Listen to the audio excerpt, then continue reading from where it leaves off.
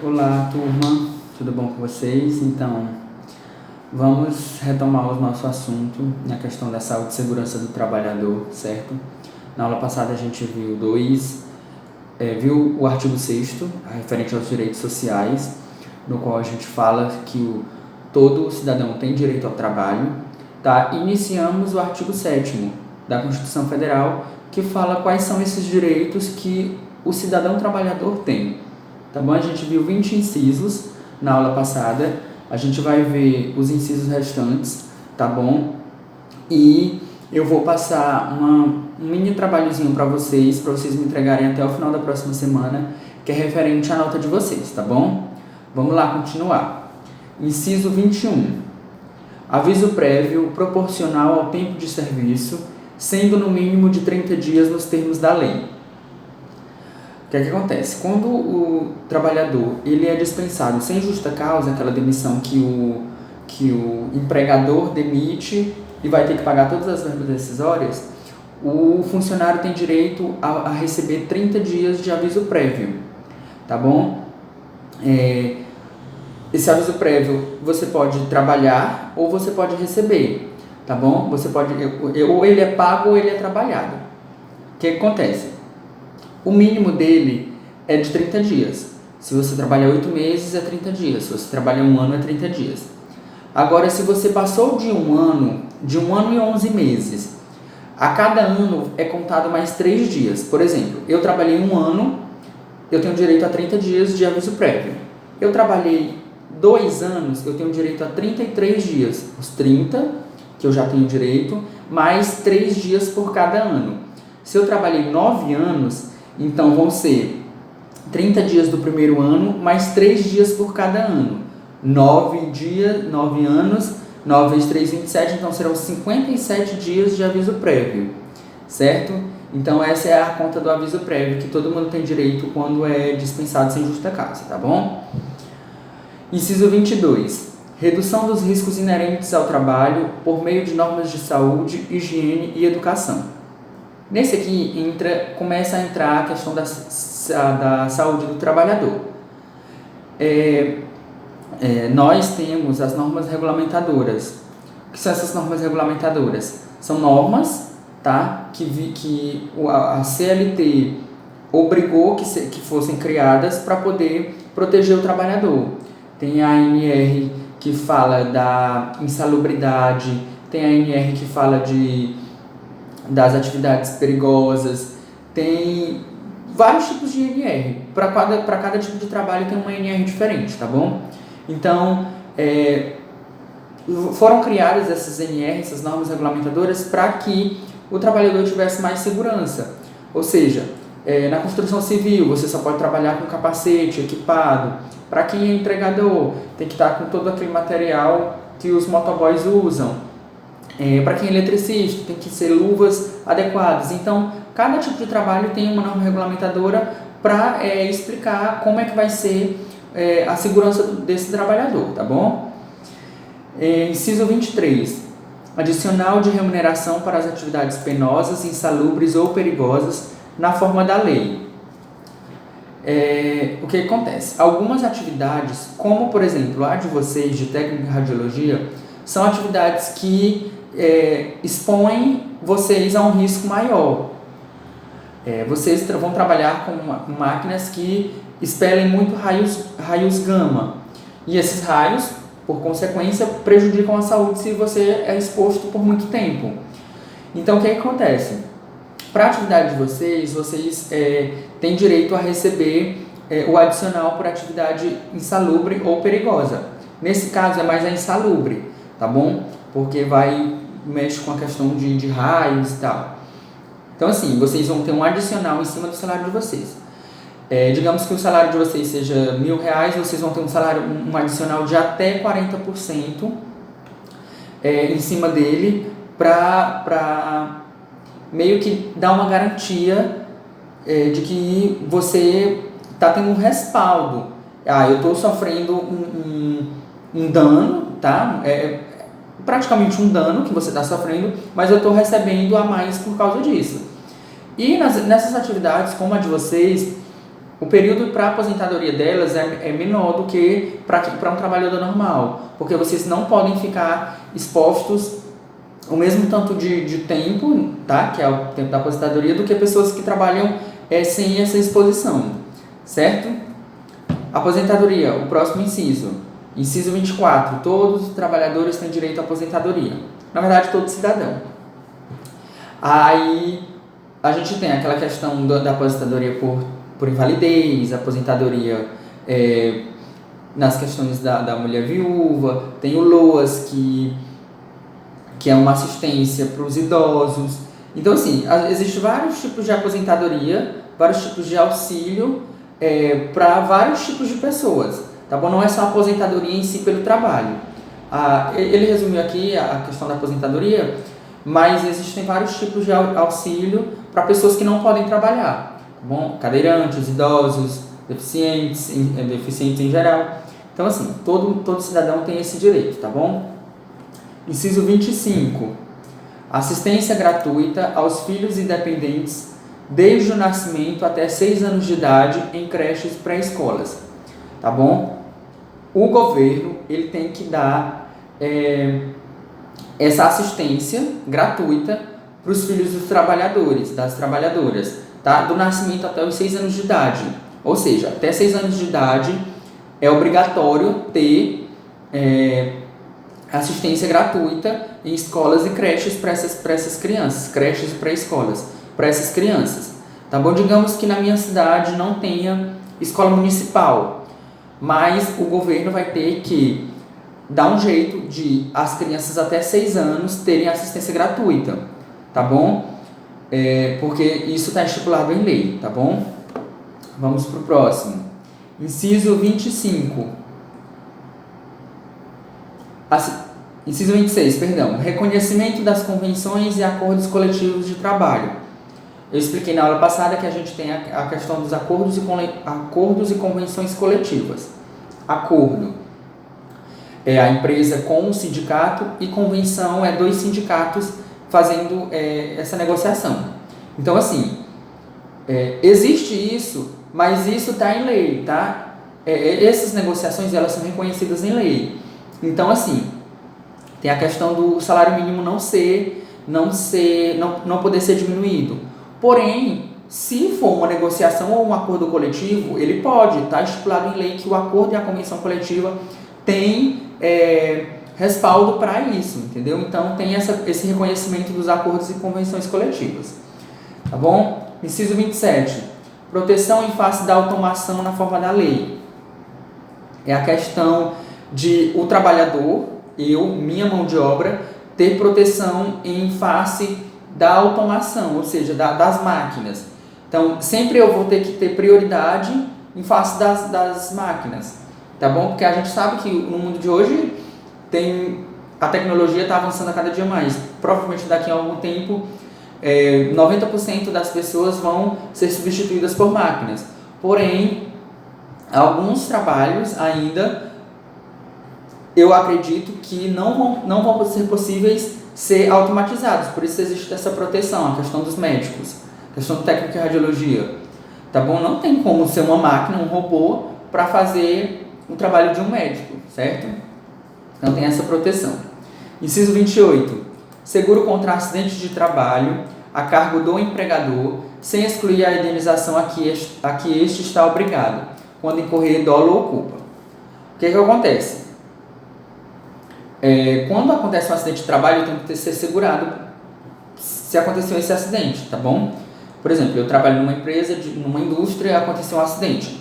Por mais que o meu empregador tenha me dado todo o material, todo o equipamento necessário para que aquele acidente não acontecesse, porém, ele aconteceu, isso não vai tirar a culpa do empregador, tá? Porque existem dois tipos de crime, digamos assim, o doloso e o culposo. O doloso é quando há a intenção de fazer aquela ação, aquele crime. E o culposo é quando não há intenção. Ou seja, por mais que o empregador tenha agido com dolo, ou seja, ele deu meios para que aquele acidente acontecesse, Ou quando ele age com culpa, ou seja, ele deu todo o material e equipamento, mas mesmo assim aconteceu, ele vai ser responsabilizado da mesma forma. Por quê? Porque o empregador é a parte hipersuficiente na relação de trabalho. Ele que obtém todos os meios e as tecnologias para dar segurança para o trabalhador, tá bom? Inciso 29. Ação quanto a créditos resultantes das relações de trabalho, com prazo prescricional de 5 anos para o trabalhador urbano, até o limite de 2 anos após a extinção do trabalho. B. Até 2 anos após a extinção do trabalho para o trabalhador rural. O que acontece? Nós trabalhadores, quando somos demitidos, nós temos até 2 anos para entrar com uma ação judicial para requerer créditos trabalhistas. Ou seja, eu trabalho na Escola Técnica Alvorada e eu fui demitido no ano de 2020, em junho de 2020, tá bom? O que acontece? Eu tenho até junho de 2021, completo um ano, tenho até junho de 2022 para dar entrada numa ação rescisória, tá bom? Digamos que minhas horas extras não foram pagas, então eu tenho até junho de 2021 para entrar com uma ação exigindo as horas extras, tá bom? E o que acontece? Essas horas extras, elas só podem ser, eu só posso exigir do prazo de até 5 anos atrás. Por exemplo, eu fui demitido em 2020, então eu tenho até 5 anos atrás para exigir. Digamos que eu tenha trabalhado 10 anos na empresa, porém, eu trabalhei de 2010 a 2020, porém eu só vou poder exigir os valores de 2015 até 2020, porque são só os últimos 5 anos, tá bom? Isso está estipulado em lei. Antigamente, antes da reforma trabalhista, não tinha esse prazo, tá bom? De 5 anos, você podia exigir do período total. Mas depois da reforma trabalhista, veio isso e tirou um pouco dos direitos do trabalhador, tá bom? E para o trabalhador rural, tem só a questão do período de extinção, que é até de 2 anos, tá bom? Para você entrar com a ação. Inciso 30. Proibição de diferença de salários, de exercício de funções e de critérios de admissão por motivo de sexo, idade ou estado civil. Foi aquilo que eu expliquei para vocês na questão da mulher. A mulher ela não pode ser discriminada pelo simples fato dela ser mulher, tá bom? Então, o salário ele tem que ser pago igualmente. Se eu exerço uma função de advogado e advogado professor, eu sou professor na Escola Técnica Alvorada e tem uma outra mulher que é professora também na Escola Técnica Alvorada, mas eu recebo R$1.000 por mês, ela só recebe 500. Isso não pode acontecer. Se ela faz a mesma função, ela tem a mesma responsabilidade que eu, ela tem que receber o mesmo valor, tá bom? Não importa sexo, raça, idade, cor ou estado civil, tá bom? Se acontecer essa diferenciação, pode ser a empresa pode ser responsabilizada, tá bom? Inciso 31. Proibição de qualquer discriminação no tocante a salário e critérios de admissão do trabalhador portador de deficiência. A gente viu a discriminação por questão de estado civil, sexo, cor, e aí também tem a questão da proteção contra as pessoas com deficiência, tá bom? Toda empresa ela tem uma exigência mínima de trabalhadores com deficiência, tá bom? O Ministério do Trabalho exige que tenha uma quantidade mínima de trabalhadores, até para a gente ter aquela questão de colocar essas pessoas no mercado de trabalho, a inclusão deles no mercado de trabalho, tá bom?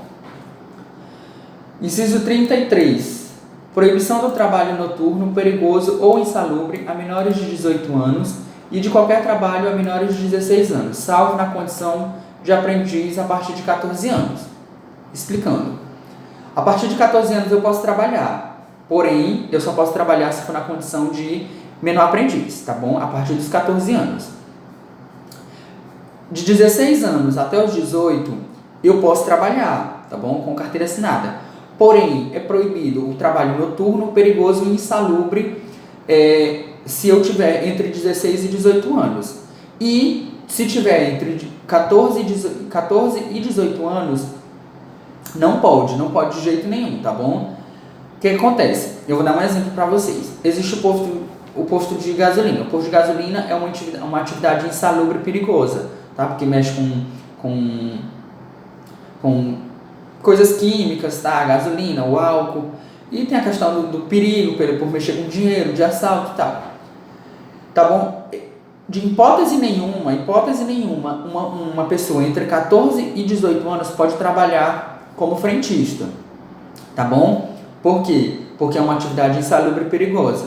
Mesmo se for menor aprendiz, o fato de ser uma atividade perigosa e insalubre não pode. Tá bom? Agora, eu posso trabalhar no escritório do posto de saúde, do posto de gasolina, perdão? Posso. Como menor aprendiz até os 14 e 16, ou de carteira assinada a partir dos 16. No escritório pode, tá bom? Agora, como frentista, na linha de frente, não pode, tá bom? Vocês têm que entender isso aí, tá bom? Inciso 34. Igualdade de direitos entre o trabalhador com vínculo empregatício permanente e o trabalhador avulso, tá bom? Então, assim, eu trabalho numa empresa com um vínculo empregatício permanente, ou seja, carteira assinada. E tem um outro trabalho que a gente viu aquela questão das relações de emprego e trabalho. Tem o trabalhador avulso, que vai lá fazer determinados serviços. Eu tenho que ter proteção e igualdade de direitos da mesma forma. Ele tem que ter da mesma forma que eu tenho, tá bom? Não pode haver distinção. Parágrafo único. São assegurados à categoria dos trabalhadores domésticos os direitos previstos nos incisos, a gente tem os incisos que a gente já estudou, atendidas as condições estabelecidas em lei e observada a simplificação do cumprimento das obrigações tributárias, principais e acessórias decorrentes da relação de trabalho e suas peculiaridades, os previstos no inciso 1, está falando dos outros incisos, bem como a sua integração à Previdência Social. Aqui está explicando mais a questão de obrigação tributária que o empregador tem, tá bom, nas relações de trabalho, que essas obrigações, os processos as ações rescisórias que a gente entra quando é demitido, tá bom, para reaver os valores que não foram pagos, elas têm que ser vinculadas à Previdência Social, ou seja, ao INSS. Então aqui é explicando mais uma questão mais burocrática, tá bom, das relações de trabalho, certo? Esse é o nosso tema, o nosso assunto de hoje. A gente terminou a questão da saúde e segurança, da segurança, perdão. A gente vai na próxima aula entrar no assunto da saúde do trabalhador, vendo alguns artigos que falam diretamente sobre isso, e vamos entrar na questão da Previdência Social, tá bom? Porque a semana que vem é a nossa última semana, a gente encerra o nosso conteúdo entrando na questão da Previdência, tá bom? O que acontece? O trabalhozinho que eu vou querer para vocês para obtenção de nota. Eu vou querer que vocês façam um trabalho sobre acordos e convenções coletivas, tá bom? A diferenciação, vocês vão fazer a definição do que é um acordo, do que é uma convenção coletiva, tá bom? E vão fazer a diferenciação entre os dois, vão dar exemplos, vão trazer exemplos da categoria de vocês, vão ver se vocês conseguem algum exemplo de acordo ou convenção coletiva que a categoria de técnico de radiologia já conseguiu, tá bom? Pode ser uma lauda apenas, tá bom? Enviado no meu e-mail, no WhatsApp, da forma como vocês preferirem, até o final da semana que vem, tá bom? Porque vai ser para a obtenção da nota de vocês, certo? Encerramos por hoje. Na próxima aula a gente continua, tá bom? Qualquer dúvida você já sabe onde me encontrar, certo? Então, até a próxima, pessoal.